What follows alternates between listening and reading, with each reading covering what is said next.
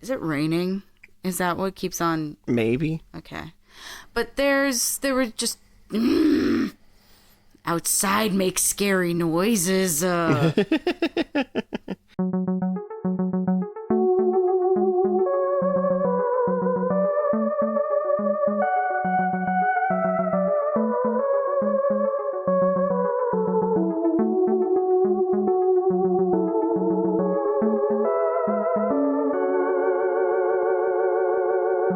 Hey everybody, and welcome back to another episode of Who Is My Doctor? Who is my doctor? Who is indeed. I'm your host, Zach, and I know a lot about Doctor Who. And I'm also your host, Cassie, and I don't know a lot about Doctor Who. And today we are looking at Series 2, Episode 4, The Girl in the Fireplace. I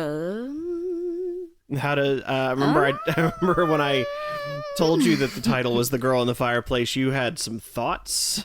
You know what? Past Cassie might have. Right now, current Cassie, not a damn one. Not a thought between those eyes. Nope. You had said that the title "The Girl in the Fireplace" made you a little uncomfortable. If that sparks any feelings. No, it sparks no feelings because, of course, any sort of thought about anybody in a fireplace is a little unsettling. However, I did have a bit of a flashback of that poor girl in the Gas Ghost episode just getting annihilated via gas-filled room and spark. Yeah. So it can't be any more flamey than that. No, that's kind of where my apprehensions are assuaged.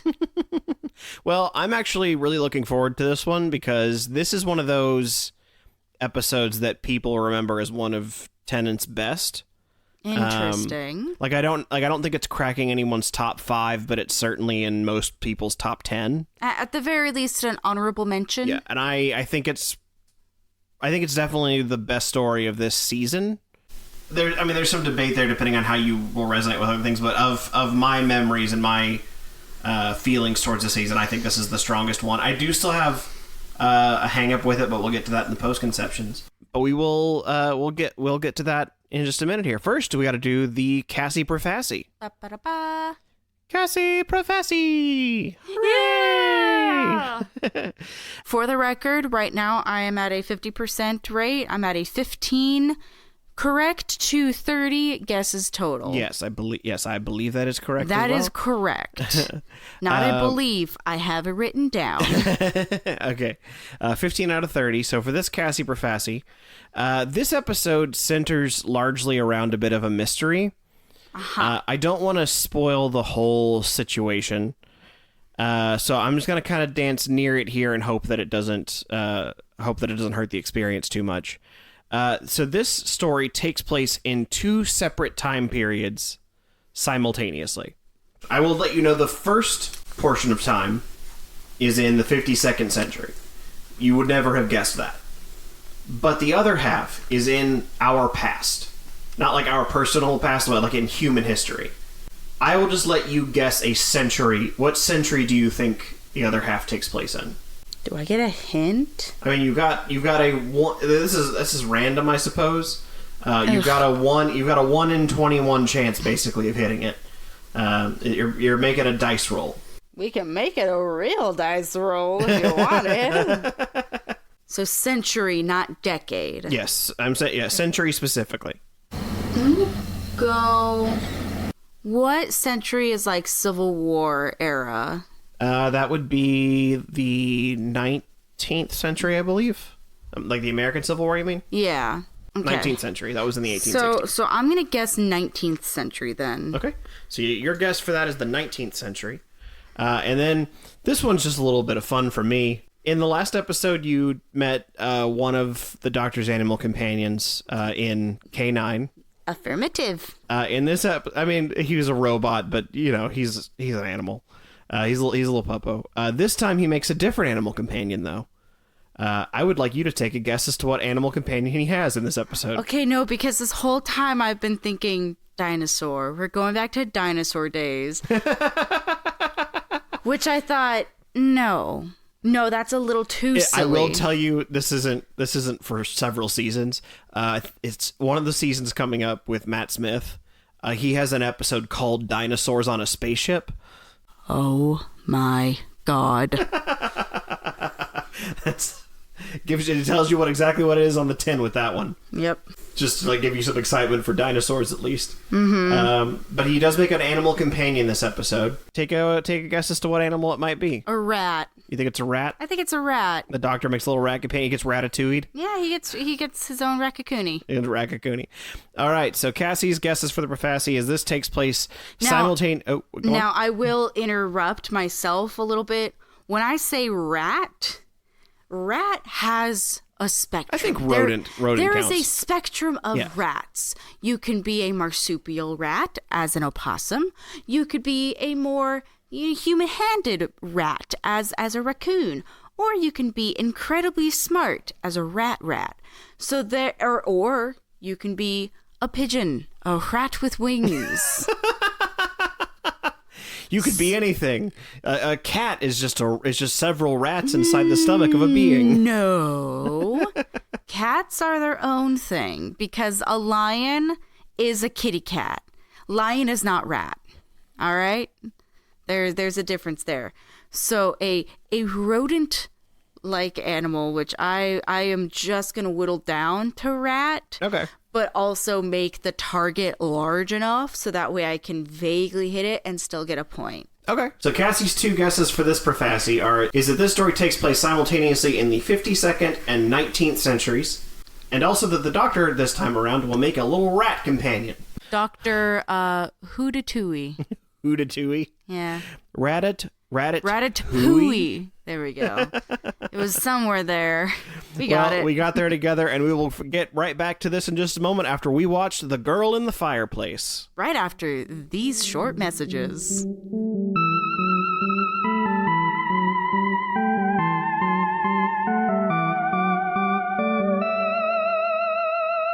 This episode of Who Is My Doctor is brought to you by Pi. 3.14159-265358979 323-846-264-33-832795 0288 4197169399375 10582 Wait.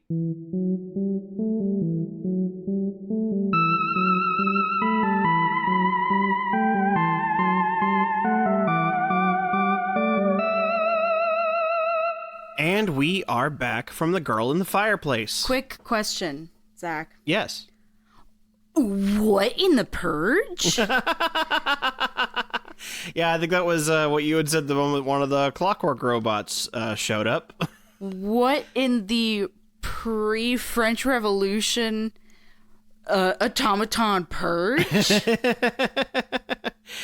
So it's worth mentioning that this episode was written by the same person that wrote The Empty Child and the Doctor Dances.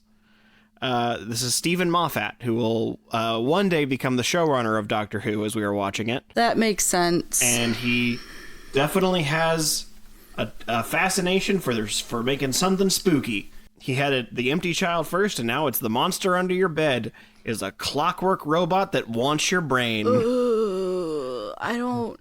It was when the doctor said, don't put keep your hands and arms to yourself. Don't put your feet over the side of the bed. Stay on the bed, right in the middle. Don't put your hands or feet over the edge. Because that is not a unique fear of mine. I feel like that is an overall general fear. But when it is validated in the form of a freaky French TikTok man, do not like. I will say Stephen Moffat's best strength as a writer for Doctor Who is when he finds a very universal fear. Not universal might be stretched too far, but a familiar fear. A familiar fear. And really mines it. There's a couple other times where he does that. Because I don't know if you saw me at all while we were watching this. For context, we have kind of a bush outside of one of the windows near the room where we record. The wind blew and scratched on the window. One of the branches scratched on the window. And I looked over very slowly for fear of seeing my scary French purge man. My scary French purge man, coming this fall to TLC. I knew that there wasn't anything there, but then the toxic part of my brain went, but what if there is? But what if there is this time? Yes, so the story is about the Doctor and his companions wind up on a spaceship in the 51st century. I'd said 52nd century, but I was not the only person off by 100 years today. To be fair, I did say the number 18. Yes, but that is unfortunately the 19th century. I did say the number 18. You specified the period of the American Civil War, or at least that century. So even if you had said damn the my 18s, specificity. yeah, unfortunately not the case here. But in this ship has various time windows into the life of one Madame de Pompadour, mistress to King Louis XV. Hey, why? Why? Why her? I know that that's a question asked throughout the whole episode by literally everybody. Why? So at the end of the episode, they revealed that the ship is called the SS Madame de Pompadour. Yeah, that doesn't help. Why? So the robots have decided that because the ship is Madame de Pompadour, the only thing that can repair the ship is also Madame de Pompadour. Who called the ship Madame de Pompadour, though? Excuse me, SS, the Madame de Pompadour. It's not really about who named it. The idea is that it's sort of random chance.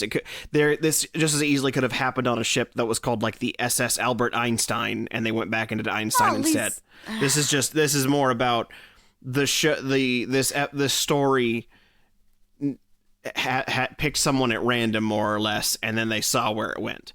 Picked at random feels a little too extraneous because, again, we managed to find somebody who doesn't not resemble Rose. I should clarify having then. hot feels for the Doctor. Yeah, I should clarify. I don't mean like the writer picked someone at random. I mean the universe of Doctor Who. Again, this was random chance that it was Madame de Pompadour. It was not necessarily about someone deliberately chose Madame de Pompadour to set this story up. The robots, in their misunderstandings, decided that the only thing that could fix the ship is the person the ship was named after, because they had been repairing the ship with people parts up to then. Because the ship was also 37 years old, so they had to wait until she was also 37 years old. Duh. Yeah, basically there's the idea is that the robots aren't functioning quite properly. They've sort of twisted themselves into a logic pretzel where this is the only way that can fix it. I will admit, it doesn't entirely make sense, and that's one of my biggest problems with this story.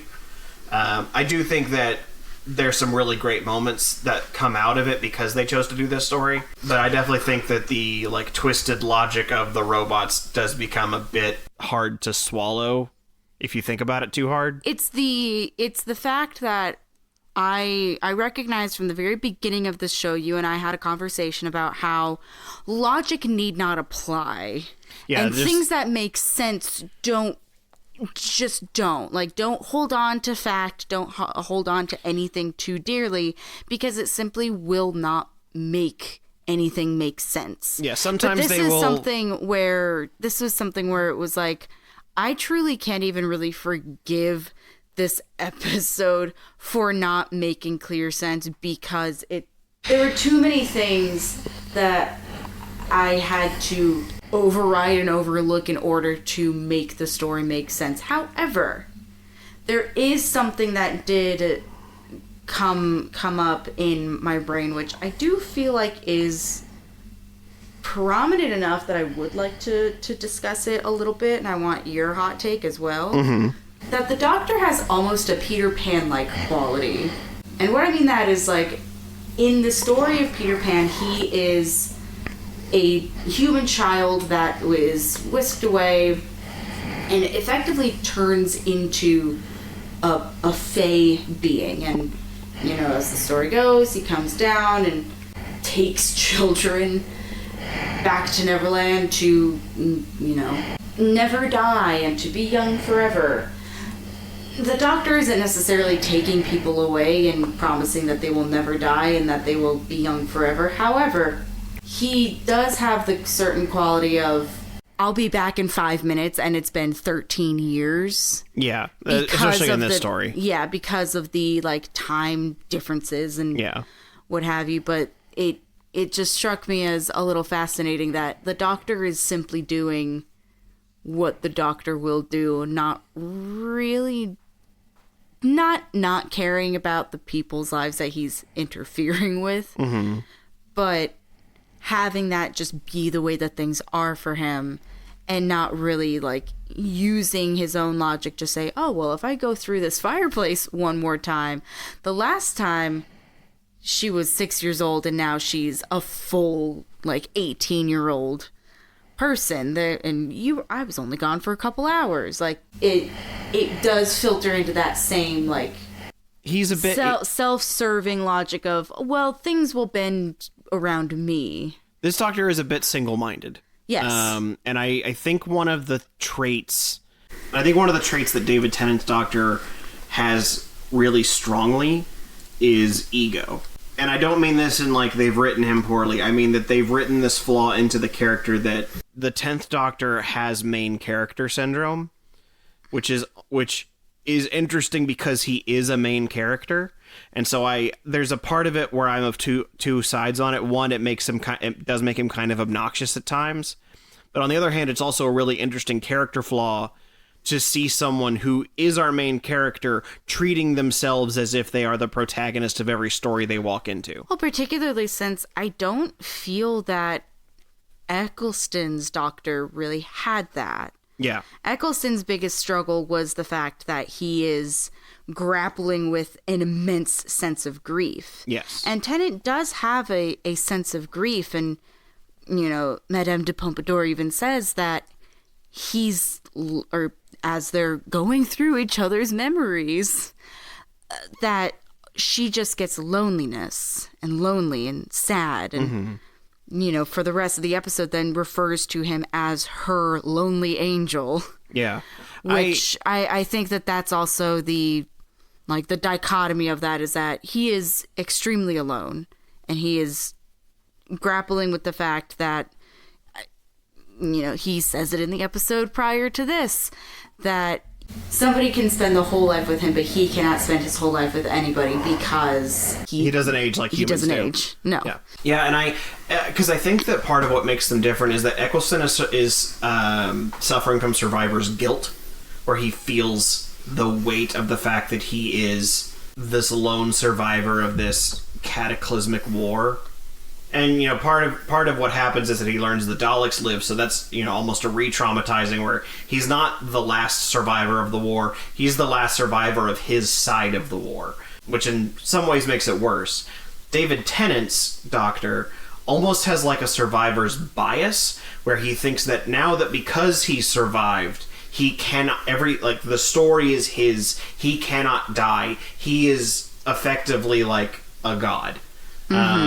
And so a lot of his stories are about disproving that, or alternatively reinforcing that. And so there's a dance that his character does that I think a lot of people really have attached to, because there is an attractiveness to the confidence of a man that believes that he can move the earth with his willpower. What? Everyone attracted to the Doctor? Yeah. What? No. So, but there's also people like me where 10 is not their favorite Doctor, and it's partly because of that attitude, where he views himself as the main character, and so there's a part of it that comes across as there's just kind of a man attitude to it. Like I said, I'm of two minds on it. It really depends on the writer and how they approach it. Especially this season, it comes across very strangely because it's also focusing on Rose sort of losing the veneer she's put on the Doctor, where she thought that her and the Doctor had a very special relationship, and now this is the second time in a row where she's watched another person walk into the Doctor's life that diminishes her feeling of specialness. Well, the third, even if you include Mickey, because you had Sarah Jane that proves he's had companions before. You had Mickey come along, which now proves that other people can just walk into his life, because Captain Jack did come in, but that was almost by necessity. He had to come in or he would die. Same with Adam. Adam also had to come in or he would leave that facility, but he wouldn't have any life to go to. But this is the first one where Mickey just asked to come and he said yes. And so the Rose has to deal with that. And now this third one with Madame de Pompadour gets offered to come along on an adventure too, and this is now just another person, and Rose is starting to feel a little bit like she's in a line of people. And I think that's an interesting, like, split here where where the Doctor has, like I said, main character syndrome, and Rose is almost being instigated into side character syndrome, if that makes sense. I don't have anything to build on top of that. This is also me not trying to kill you with silence, but me just going... Oh, you shouldn't have anywhere to go with it. Yep. You did mention that Madame de Pompadour kind of throws herself at the Doctor a little bit when she first meets him and is of age. And I guess they agreed because David Tennant and Sophie Myles, the girl that played Madame de Pompadour, dated for about a year after this episode was shot. Oh, that's kind of cute, though. Yeah. It is also not the last time he does that. Oh, come on, David. But we'll get to her later. So I just think it's a fun little detail. It is a weird little trend they've had now where people just kind of remark how handsome the Doctor is, which is so silly to me, because I am in the camp of, like, I get it. I wrote down in my notes, why is everyone so horny for the Doctor? I mean, I get it, but still. Because there is something very attractive about a confident, comfortable in their own body human, period, but particularly when it's a man and I'm a woman, and it's just nice to watch somebody be confident. Like, I understand, and particularly if, like, in the case of Madame Pompadour, she was under the impression that she had made up the Doctor, that she had made up the man in the fireplace, and that everything that had happened when she was a child was all but a dream. So I can only imagine that if I found out that my imaginary friend was actually a real person, first of all, I would have to go to a therapy immediately. Because my imaginary friend may or may not actually have been like a spirit demon entity in my backyard. We don't need to talk about that quite yet, but... if you'd imagined this, like, hero of sorts, and then you come to find out that this hero that you thought you created is actually real, like, that would be very exciting, particularly in 1700s France. And this is before the French Revolution. That didn't happen for, like, another 50 years, so this is still, like, peaceful times-ish. There was the overthrowing, I think, of... Not Bastille. Was it Bastille? It was a prison, which kind of started getting the ball rolling for the French Revolution. But in this particular time in France, this is like I think this is referred to as the Gilded Age, where things are, or that might be... No, I think this is it, because this is still the time when the rich are extremely rich and the poor are extremely poor. But in this case, we're not talking about the poor. We're talking about the extraordinarily wealthy. In Versailles, the most prestigious castle abode in all the land. And so... I will actually say the Gilded Age was apparently shortly after the Civil War, according to the internet here. Okay. So that actually was in the 19th century. Well, I got something right. Yeah. But anyhow. Cassie Profassi gets twisted into truth once again. It's just kind of a habit. Also, I've been trying to rack my brain on how I can justify a rat being a horse. Yes, there unfortunately was no rat. They were in France, much like in the movie Ratatouille. But instead, his animal companion was a horse that he named Arthur. Another question. I'm completely abandoning my tangent about the French Revolution. We can just table that. We can put that book down, put it away. We're not going to get into that because I love the French Revolution. Anyways, how did the horse get on the ship? I know that they have like time doors and stuff throughout the interior of the palace and then also in the ship. However, if it's in the interior of the castle in the palace, there is no way that the horse would have gone inside. They did show that one of them was also outside. Okay, yeah, but it was outside in a garden, nowhere near where horses would typically be. Yeah, I mean, there were just windows throughout her life. And they also established there are several windows that they didn't go through. They had to find the one that was her at 37. So you could just presume that it came through another time window, especially because we see that some of them aren't literal windows. Some of them are fireplaces. Some of them are tapestries. Which is even sillier to think of this horse being like, oh, a draft behind a tapestry? Well, let me go in there. Someone needs to close that window, Wilbur. I like that your horse isn't not Hank Hill. I was going for Mr. Ed, but we'll see if that sounds... I'll have to find out how well that sounded when I go back to editing Bobby? this later. Sorry, that's just for me. That's for me, and then also for later for you.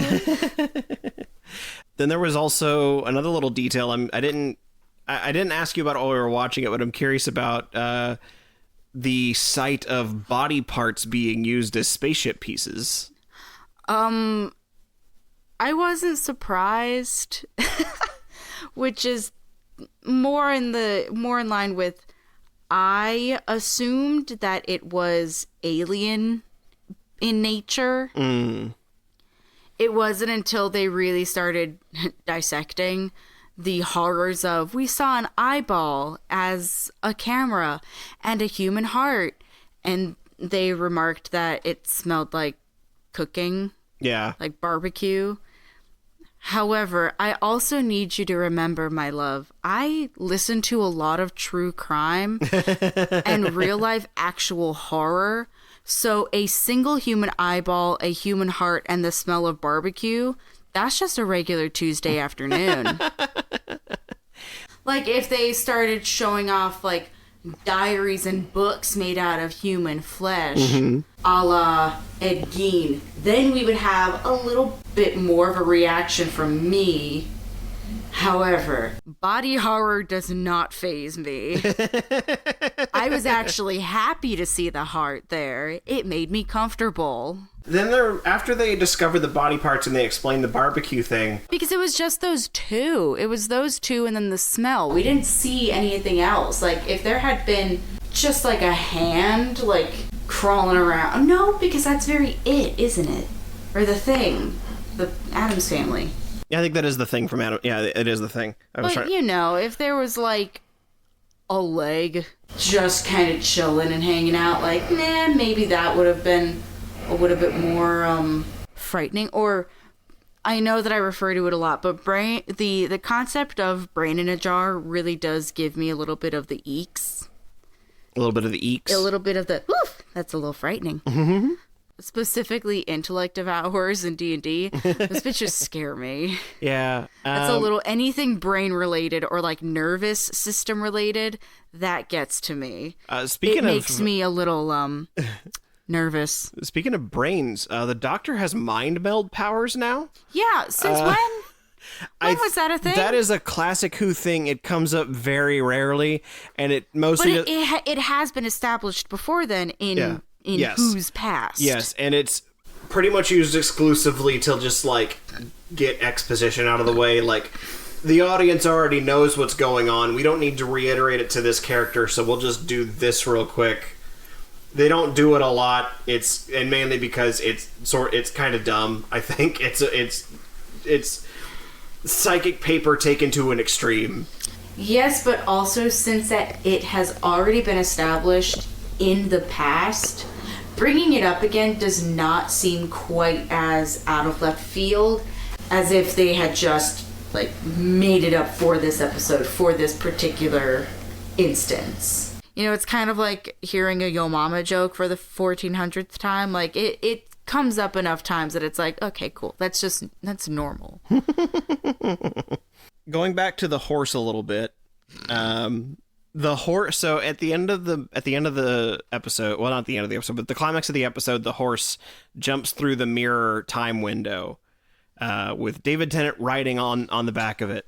Because they needed a truck and they didn't have a truck, which only reminded me of my favorite line from a previous episode. What's that? We out in a car. It's like, thank you so much for bringing that little nugget back of this could have been solved so easily by just having a vehicle. We are on a horse. Yeah.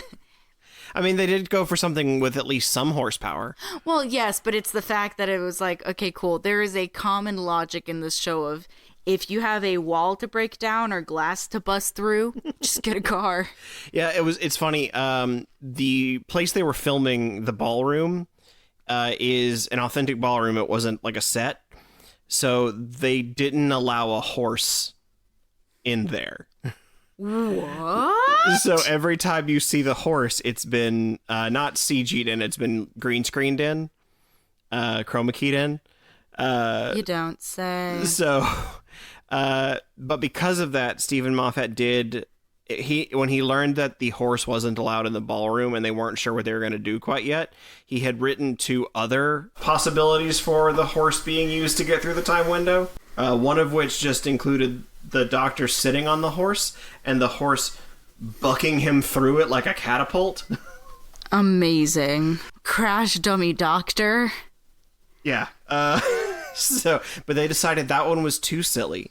They had another option, though, which I think is even sillier, which is just that the doctor bashes through it himself, just like runs his body into it, and it scares the horse so bad he runs into the TARDIS. So that way he's out of the episode.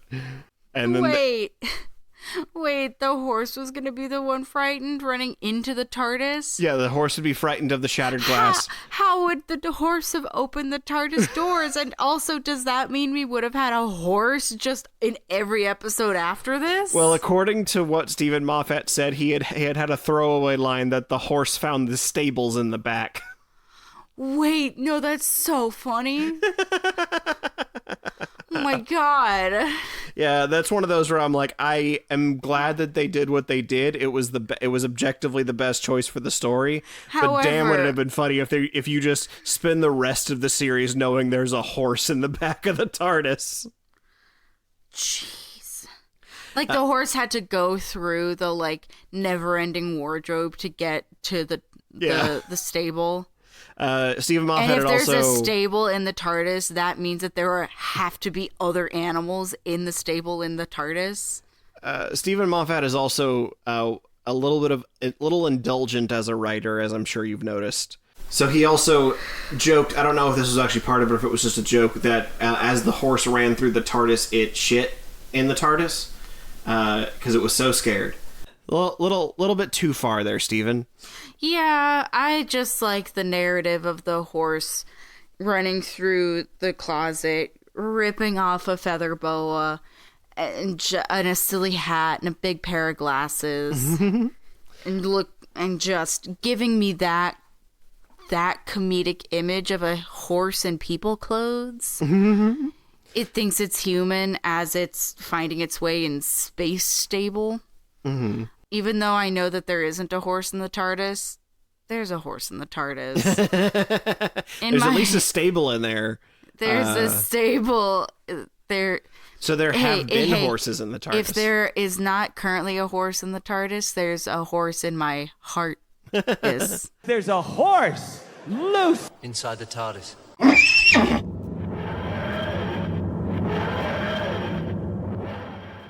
I didn't know he knew how to do that. A horse spin-off. There was another little touch that I liked a little. Oh my god, wait. Horse and canine, please. We are on a horse. Hey! there was a little callback in the middle of it when the doctor wanders in tipsy from the party, where he talks about inventing the banana daiquiri a couple centuries early. He says, always bring a banana to a party. Bananas are good. Bananas are good. Which is, I don't know if you remember that, but I did remember that. I was in very the last happy. episode Stephen Moffat wrote, so he's really indulging himself a little bit here too. I think Stephen Moffat just likes bananas. Yeah, he probably likes bananas. One joke that really gets me in the ballroom scene is when she's like, I will not step foot in your world, and the robot's like, we do not require your feet. I also liked that because that is just silly little robot logic. Yeah, because there's something about it that's so like true to the character, but at the same time diffuses like the tension of the situation in a way that feels appropriate. It completely takes the rug out from underneath her feet. Yes. The one thing that bothered me in that scene was when the doctor meets the King of France. Why is that? Because she goes, this is my lover, the King of France, and then he seems like a really jealous boyfriend. Oh, this is my lover, the King of France. Yeah? Well, I'm the Lord of Time. I'm like, what the fuck is what? You've known the whole time that they've been lovers. Why are you acting like this? See, now it didn't come off to me as jealous boyfriend as much as it did an attempt to sound like more powerful than the King of France. Yeah, it just and not as like a, well, I'm the Lord of Time, but more as like a supposed to be like a sick jab. Yeah, but what I mean is it felt like peacocking. Like he's like showing it, oh yeah, you're the King of France. Well, your girlfriend likes me more, and I'm like better than you. I'm the Lord of Time. I mean, yeah, but it's also been established there were other peacocks, so there's just kind of peacocks. A theme of peacocks in this episode.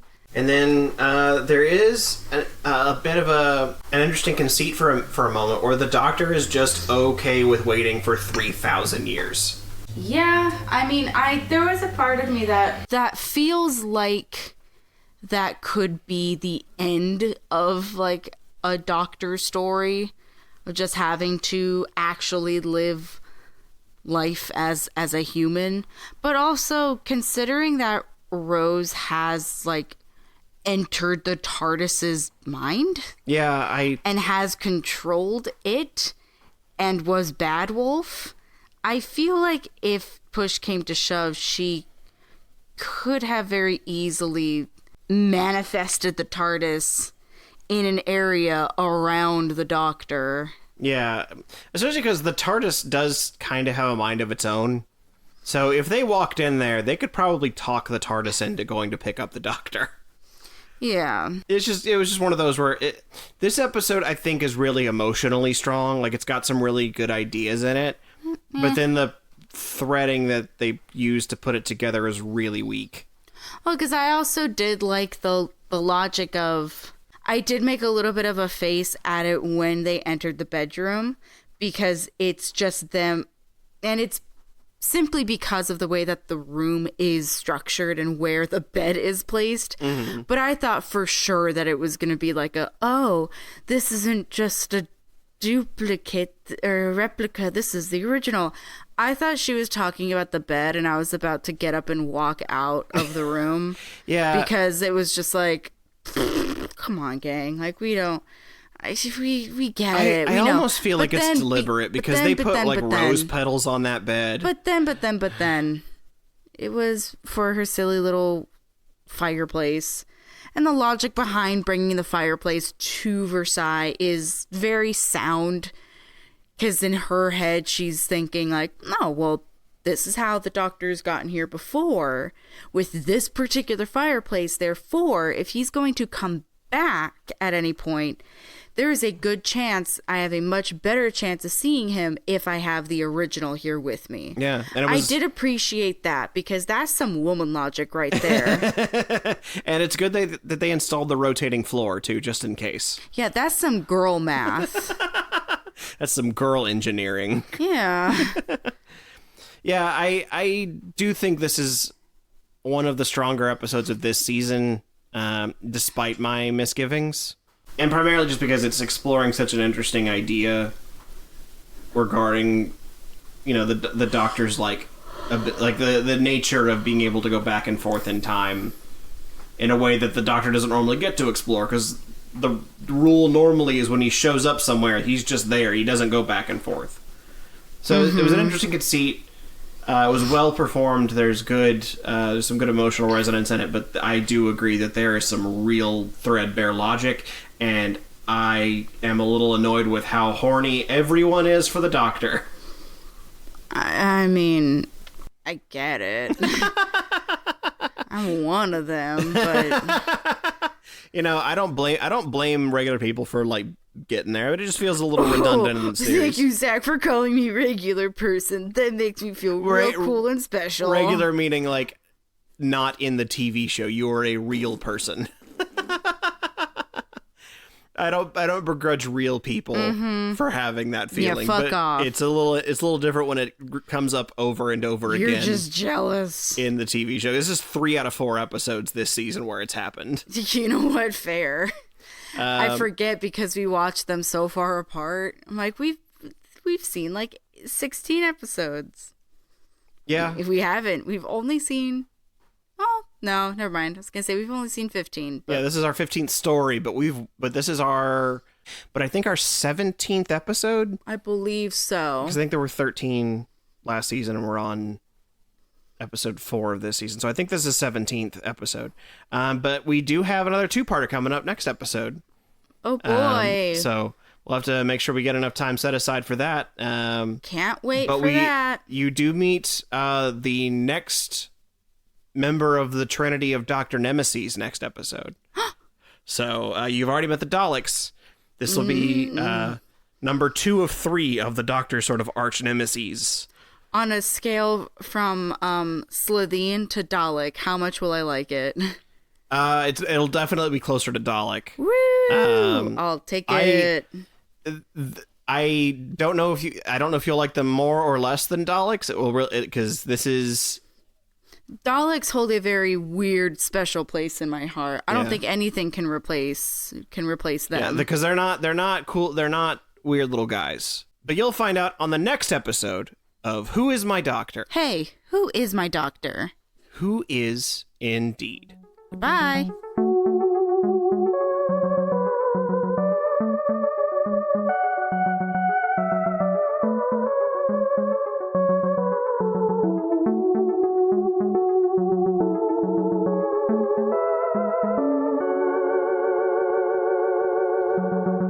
And that concludes this very French episode of Who Is My Doctor? I'm sorry, I shouldn't engage in stereotype, no matter how accurate it might be. But if you have any notes on my perfect French accent, you can message us on Twitter, Blue Sky, Threads, or Instagram at WimDpod. That's WIMDPOD. The poll for which classic story Cassie gets to see first is going until February 4th, 2024, so be sure to pop in the Twitter and cast your vote. Next week, Cassie gets her first look at the Cybermen, so be sure to tune in because your Tuesdays are now Who's Days.